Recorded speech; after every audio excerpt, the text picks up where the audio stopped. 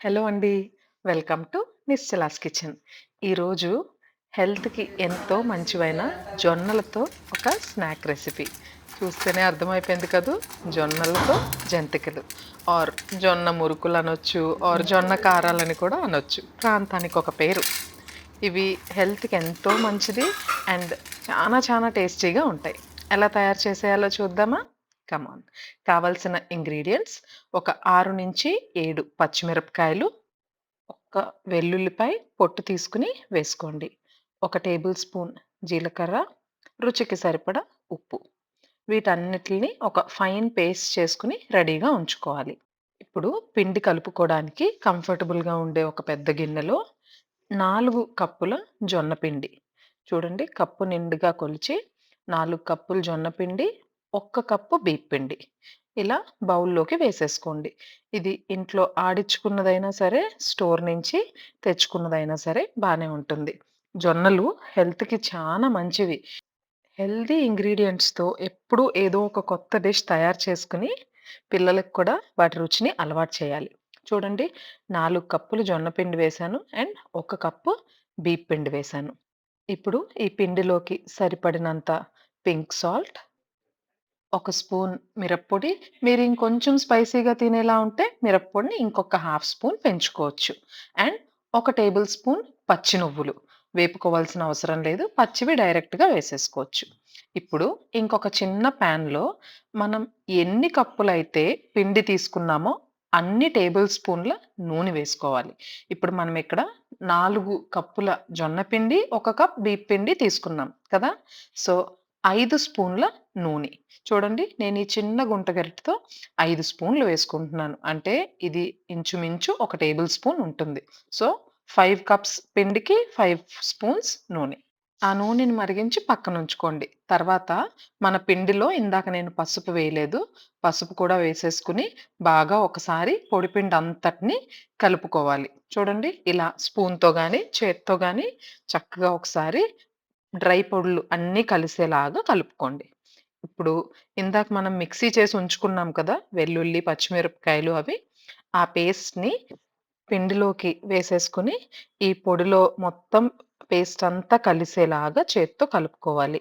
ఇదంతా కూడా బాగా పిండిలో కలిసేలాగా కలుపుకుంటే సరిపోతుంది. చూడండి, ఇలా స్క్రీన్‌లో చూపిస్తున్న విధంగా కలుపుకోండి.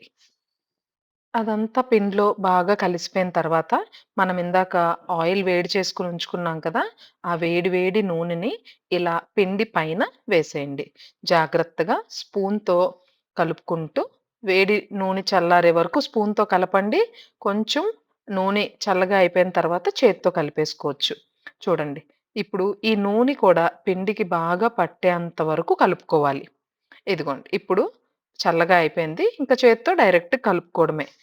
మన జొన్న పిండికి అస్సలు జిగురనేదుండదు. అందుకని మనం వేడి నూనె, తర్వాత ఈ పిండిని కూడా వేడి నీళ్ళతోనే కలుపుకోవాలి. ఇలా కలుపుకోవడం వల్ల దీనికి జిగురు ఫార్మ్ అయ్యి జంతికలు బాగా వస్తాయి. చూడండి, ఇప్పుడు వేడి నీళ్ళు బాయిల్ చేసుకొని ఈ పిండంతటిని వేడి నీళ్ళతోనే కలుపుకోవాలి. ఇంత కొలత అనే దానికన్నా కూడా సాఫ్ట్ చపాతీ డో ఎలా ఉంటుందో అలా కలుపుకుంటే సరిపోతుంది. చూడండి, ఇప్పుడు మన నూనె, ఆ పేస్ట్ అంతా కూడా బాగా కలిసిపోయింది మన జొన్న పిండి, బియ్యపు పిండిలో.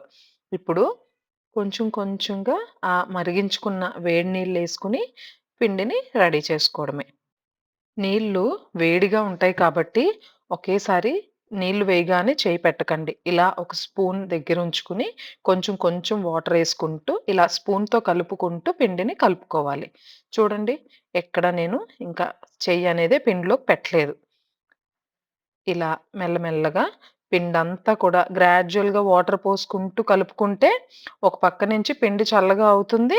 అండ్ మనం కలుపుకోవడానికి కూడా ఈజీ అయిపోతుంది. ఇదిగోండి, ఇప్పుడు మన పిండంతా ఆల్మోస్ట్ కలిసిపోయింది. సో, నేను చేత్తో ఇలా పిండిని మెత్తగా కలుపుకుంటున్నాను. మనం ఈ పిండిని ఎంత బాగా కలిపితే మన జంతికలు అంత బాగా వస్తాయి. చూడండి, ఈ టెక్స్చర్‌లో ఉండాలి పిండి. మరీ గట్టిగా ఉండకూడదు. అలా అని మరీ సాఫ్ట్‌గా ఉండకూడదు. ఇదిగో చూడండి, చానా సాఫ్ట్ చపాతీ బ్యాటర్‌లా ఉండాలి. ఇలా ఉంటే సరిపోతుంది. ఇప్పుడు ఈ పిండంతటిని ఇలా ఓపెన్‌గా గాలికి వదిలేయకూడదు. దీన్ని ఒక తడి క్లాత్ వేసుకొని కప్పి ఉంచుకోవాలి. ఎంత పిండైతే మనం మౌల్డ్‌లో పెట్టుకుంటామో అంతే పిండి తీసి ఇలా కలుపుకొని మౌల్డ్‌లో పెట్టుకోవాలి.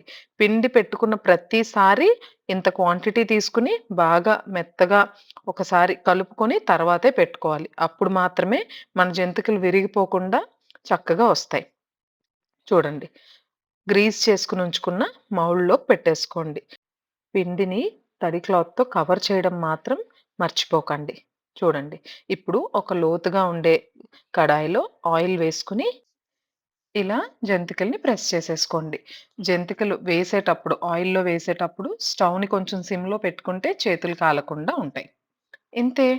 చానా ఈజీగా ఇలా స్నాక్స్ గాని, ఇంట్లో చేసి పెడితే పిల్లలు బయట ఫుడ్‌కి అలవాటు పడిన పిల్లలు ఎస్పెషల్లీ బయట ఫుడ్‌ని మానేసి ఇంట్లోనే ఇలాంటి స్నాక్స్ చేయమంటారు. మన ఇంట్లో చేస్తున్నాం కాబట్టి ఖచ్చితంగా రీబాయిల్డ్ ఆయిల్ వాడము. అండ్ అన్నీ కూడా హెల్త్‌కి చాలా మంచి ఇంగ్రీడియెంట్స్ ఇవన్నీ కూడా. ఇలాంటి రుచులు పిల్లలకి చిన్నప్పటి నుండే అలవాటు చేయాలి. వాళ్ళింకా బయటుండే జంక్‌కి అలవాటు పడక ముందే గాని, ఇవి తిన్నారంటే ఇంక బయట వాటి మీదకి అస్సల మనసు వెళ్ళదు. మీరు కూడా ఒప్పుకుంటారు కదూ! చూడండి. ఇప్పుడు ఇంకొక వాయి వేసుకుందాం. మళ్ళీ పిండిని తీయాలి. ఇలా పిండి బాగా కలుపుకొని తర్వాత మాత్రమే మౌల్డ్‌లోకి పెట్టుకోవాలి. అండ్ పిండి డ్రై అయిపోయింది అని గాని మీకు అనిపిస్తే కొంచెం తడి చేసుకొని చేతుల్ని వాటర్‌తో తడి చేసుకొని అప్పుడు పిండిని కలుపుకోండి.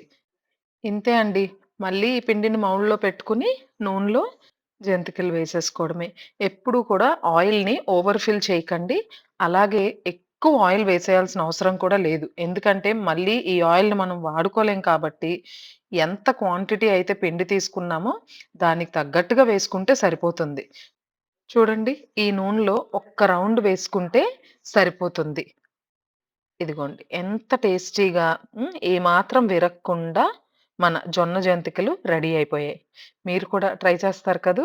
అండ్ మీరు ట్రై చేసి మీకు గాని నచ్చినట్లయితే మీ ఫ్రెండ్స్ అండ్ ఫ్యామిలీ మెంబర్స్‌తో కూడా షేర్ చేసుకోండి. అండ్ ఛానెల్‌ని ఇంకా సబ్స్క్రైబ్ చేయకుండా గాని ఎవరైనా చూస్తున్నట్లయితే ఖచ్చితంగా సబ్స్క్రైబ్ బటన్‌ని హిట్ చేయండి. Thanks for watching Nischala's kitchen. Bye అండి.